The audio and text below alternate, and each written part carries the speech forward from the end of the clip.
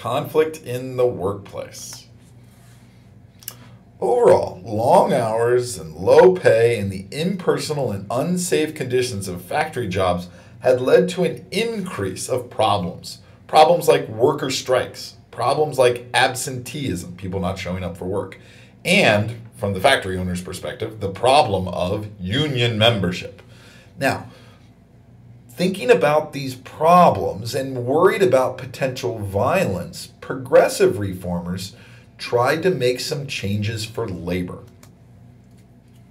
The American Federation of Labor, our national organization of skilled workers, which was led by Samuel Gompers, in 1897 had 250,000 workers, but grows in 1904 to have over 1.7 million. This is the most conservative group in labor, meaning it's the most accepted by business owners. Business owners don't have as much of a problem with this group. They're less likely to strike. However, banned from the AFL were women, and as a result, we see the growth of the Women's Trade Union League, formed in 1903 by Margaret Robbins. And what they did was they lobbied for legislation to help women workers. In other words, they went to Congress, they went to state legislatures and said, there ought to be a law. You need to do something about this. If you do, we'll support you in your election. If not, you're in trouble.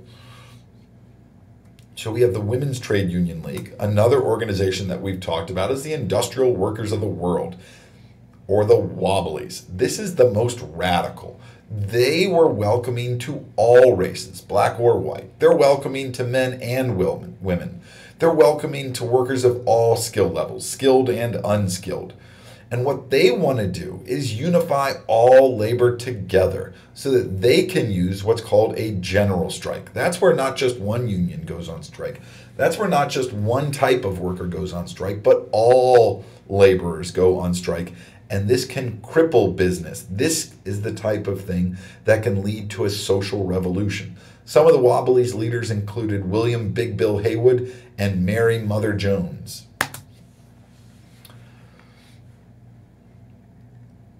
The IWW is most important among workers that are not recognized by other unions. So people like immigrants that couldn't get into other unions.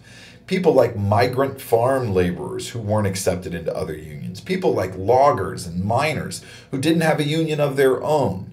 As a result, the IWW is never larger than 100,000 people. However, from 1905 to 1925, 1 million different people were members of the IWW.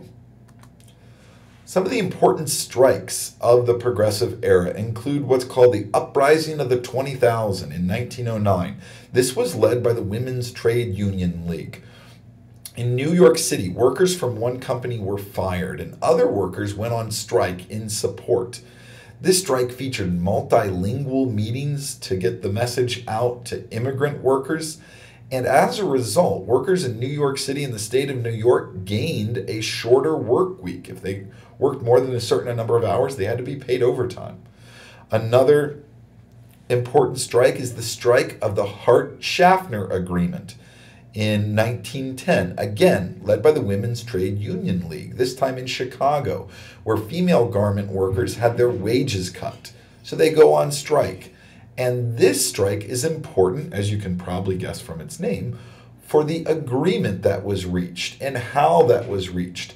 This is the first strike to use an arbitration hearing, where a representative from management and a representative from labor met with an impartial arbitrator to settle the strike. And this is the model most used today when unions and management have problems.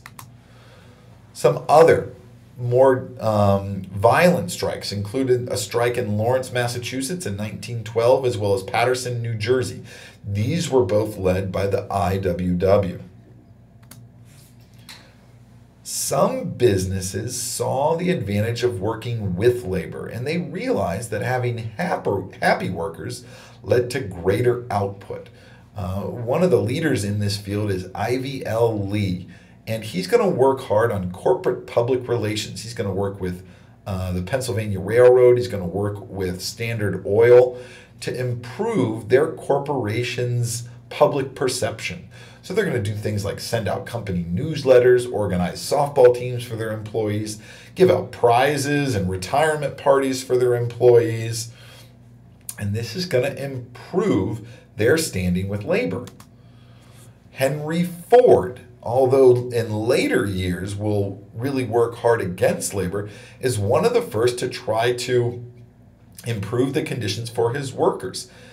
Ford provided classes for his workers. They had budgeting classes. They had healthcare classes.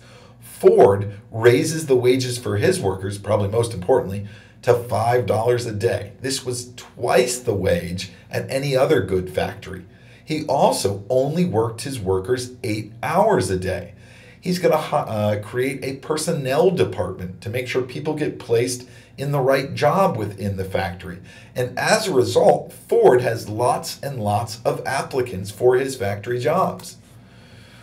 As a result, he has the lowest turnover in any industry. Fewer people leave a job at a Ford company than any other job. His absenteeism went from 10% down to 0.3%.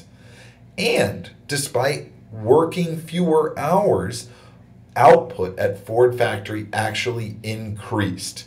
And as a result, Ford workers quit radical union organizations like the IWW because they don't need it anymore. Ford could demand better behavior from his workers. They weren't showing up drunk, another problem that other factories are suffering. And other companies are going to soon follow because they saw the advantage that Ford had in production.